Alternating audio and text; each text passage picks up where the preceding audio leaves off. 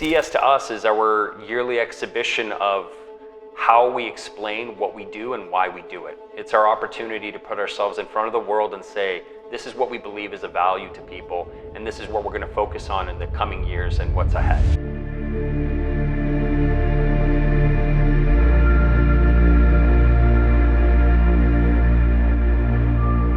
First thing you do is disassemble the car, and within a couple of days I'd seen fiberglass rust and the firewall tear apart. I pulled a part out of the car just by disassembling it. Head to toe, problems everywhere.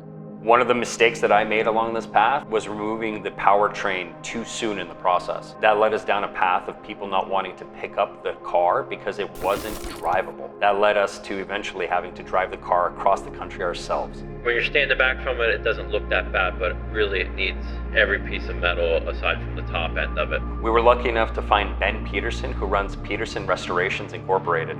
He's a true craftsman at what he does, and he takes cars that are beyond the point of repair and he brings them back to life and turns them into rolling vehicles. I never thought that I would have to be the person doing a lap of America spanning over 6,400 miles, getting it from place to place, literally within days worth of timeline over the course of 6 months worth of effort. That drive alone, while it offered many cathartic, incredible moments to sit and think, also was one of the most strenuous parts of making this all a reality. Most challenging thing about the whole project was keeping a parallel line running of maybe 17 different aspects of the overall project, coordinating and converging to a singular point. CES is an immutable, immovable moment in time, and we need to make sure that so many different things happen that lead us towards being there with a car that looks presentable. On the way down, after we realized we couldn't get the car painted in South Carolina, we took plan B, which was to go pick up a trailer we had purchased for the company, and in a mad dash from Friday to Monday, get it from southern Georgia all the way to southern California while navigating with a 34-foot trailer and the car inside it. I know Mario from many years back.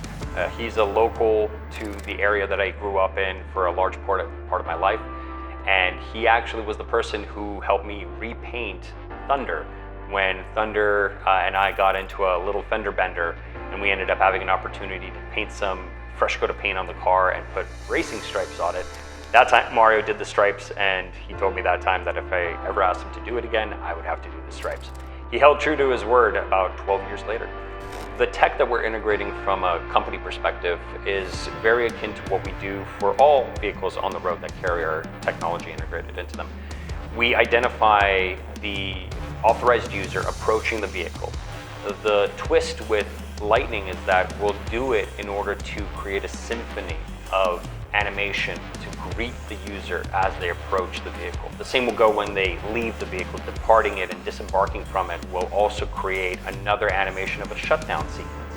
It's very similar tech to what we integrate to all cars that arms and disarms the system so that when you have it plugged into your car, you're not generating data if it's you interfacing with it. An opportunity to take a vehicle that is an open platform and integrate our technology into it to give OEMs an insight as to what we could do as a collaborative effort, I think is one of the biggest benefits towards doing something like this. Taking an older car, breathing that new life into it, it's a thing that I think people tend to do. We like to create things. You know, we have children because we want to see an image of ourselves move on beyond our life. And taking something that's been forgotten about, left in the past and left behind, and turning it into something that still has new function and new features and new capabilities, I think is just part of the human nature that, you know, we kind of all have a common thread with.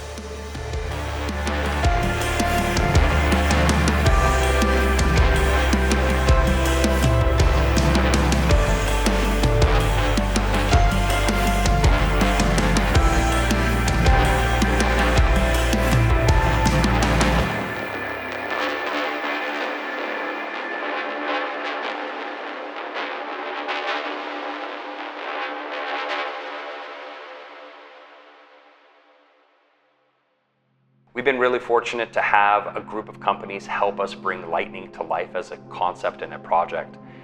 Mustang Saphir brought over a great group of interior components that we're utilizing. Their fit and finish is fantastic, and installing them literally as of last night was such a breeze.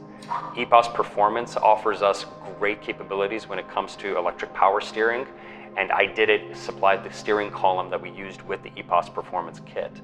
Finally, Peterson Restorations Incorporated.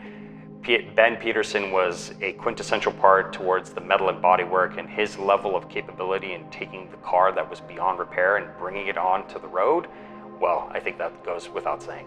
RideTech, who supplied an incredible air actuation system that takes care of the entire suspension of the vehicle from head to toe. Easy to bolt in, incredibly great to set up, and super functional from the aesthetic perspective of what we wanted the car to do. We also want to thank McLeod Racing, who supplied a Tremec TKX transmission and gave us the ability to plug and play pretty much a lot of the powertrain that came from an engine development perspective.